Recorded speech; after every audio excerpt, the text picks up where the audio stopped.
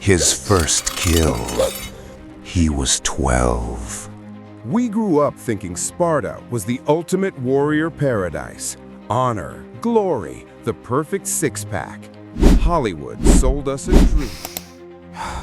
But if you were born in real Sparta, you'd pray for death. Sparta wasn't a warrior paradise. It was a totalitarian nightmare built on child abuse and state-sponsored terrorism. Today, I'm showing you what Hollywood hid, the truth they don't teach in school. Welcome to hell. 480 BC, Greece. While Athens builds democracy in philosophy, Sparta builds something else. A military state where every citizen is a soldier. 1 Spartan for every 10 slaves, living in constant fear of rebellion. That's why they created the system. Your nightmare starts the day you're born. A council of elders examines you.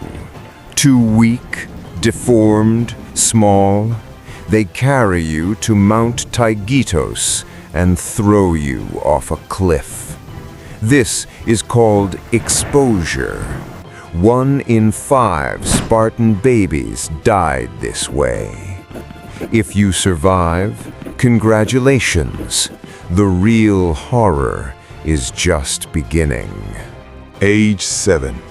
They rip you from your mother's arms. Welcome to the Agoge. For the next 13 years, this is home. No shoes, your feet must toughen. 1 cloak per year. You sleep on reeds you picked yourself. Starved intentionally. Want food? Steal it. But here's the twist. If you get caught, they beat you. Not for stealing, for getting caught. Some boys ate lizards and rats to survive. One ancient source describes a boy who stole a fox, hid it under his cloak during inspection. The fox clawed through his stomach. The boy said nothing. He died standing at attention. That's what they called courage. But hunger wasn't the worst part. They pit you against each other daily. No rules, no mercy. Bite off a finger? Good. Break a friend's arm? Better. Kill someone? That happens too. And they call it training. And then there's diamastigosis. Once a year, at the altar of Artemis, they test your pain tolerance. They whip you with metal-tipped whips. Blood runs down the altar steps. Your parents watch. If you scream, you shame your family. Some boys die from blood loss. The ones who survive, they earn respect. The ones who die, they earn glory.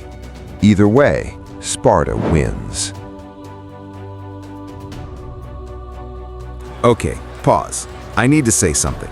Right now, 2,000 of you are watching this.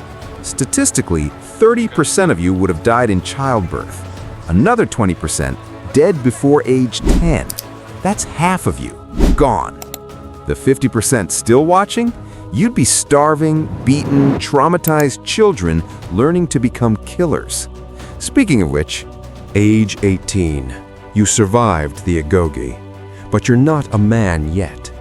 To become a full Spartan citizen, you must kill. Welcome to the Krypteia, the secret police. The best young warriors are selected, given a knife, sent into the countryside. Your targets? Helots, slaves, but not just any slaves. The strongest, the smartest, the ones who might lead a rebellion. You hunt them at night, silently, efficiently. 1 throat, 1 cut. And here's the genius and the horror of the system. Every year, the ephors officially declare war on the Helots. Why? Because killing someone during wartime isn't murder. It's a military action. They turned genocide into a training exercise, state-sponsored terrorism, legally sanctioned. Ancient historian Plutarch recorded one story. A Krypteia member was ordered to kill a Helot who had saved his life years before. The young Spartan refused. They executed him for weakness. In Sparta, mercy was treason, compassion was death. This wasn't war, this was extermination, and every Spartan man had blood on his hands. So you survived childhood. You killed. You're a citizen now. Freedom at last? No. You live in barracks until age 30. Even if you marry, you sneak to see your wife at night. Get caught? Punishment. Breakfast, lunch, dinner with your military unit, eating this disgusting black soup, pig blood, vinegar, and salt. A foreign king once tasted it and said, "Now I understand why Spartans don't fear death." And here's the insane part. Spartans don't work. Helots do everything. Farming, building, crafts, trade. Spartans only train for war. Why? Because they're terrified. Every night they sleep knowing 10 slaves want them dead. Sparta wasn't a warrior culture, it was a prison guard culture. And sometimes the prisoners fought back. 464 BC, a massive earthquake hit Sparta. 20,000 Spartans die instantly.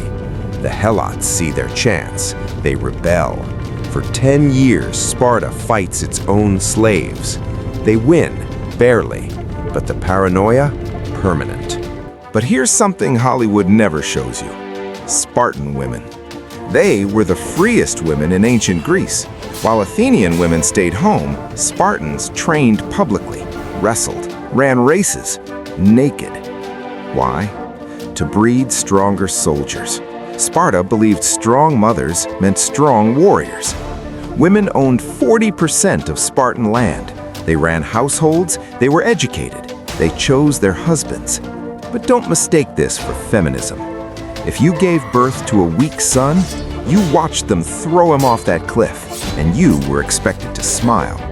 One Spartan mother famously said to her son before battle, "Come back with your shield or on it." Translation, win or die. Don't come home a coward. Even love was weaponized.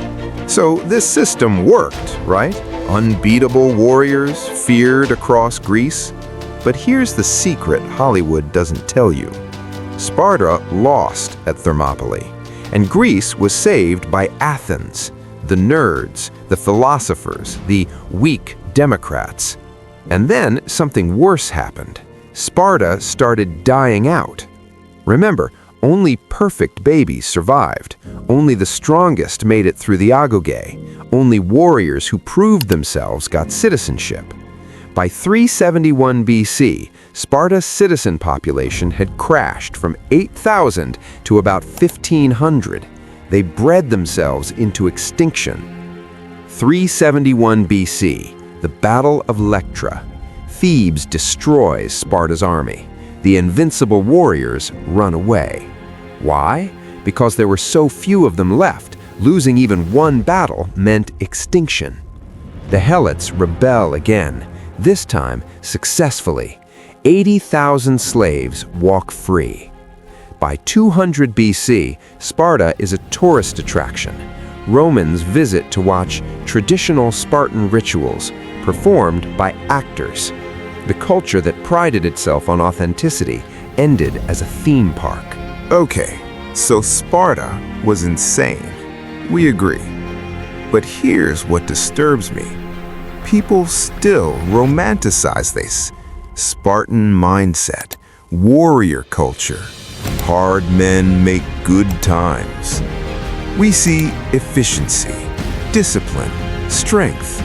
We ignore the child abuse, the slavery, the genocide. Throughout history, every time a society obsessed over creating perfect warriors, it ended in horror. Sparta, medieval crusaders, samurai Japan. We keep repeating the pattern because it's easy to worship strength. harder to ask, at what cost? Sparta sacrificed humanity for power, and power wasn't enough. Today, Sparta is a town of 16,000 people. Nothing special, quiet, peaceful. Athens, 3 million people. Democracy, philosophy, arts still thriving. The weak Democrats won. Because here's the truth nobody wants to hear.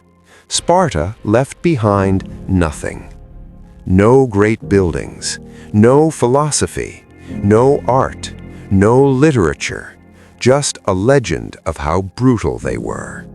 Athens left behind democracy, theater, philosophy, Socrates, Plato, Aristotle, mathematics, architecture, the Parthenon still stands, literature that we read today.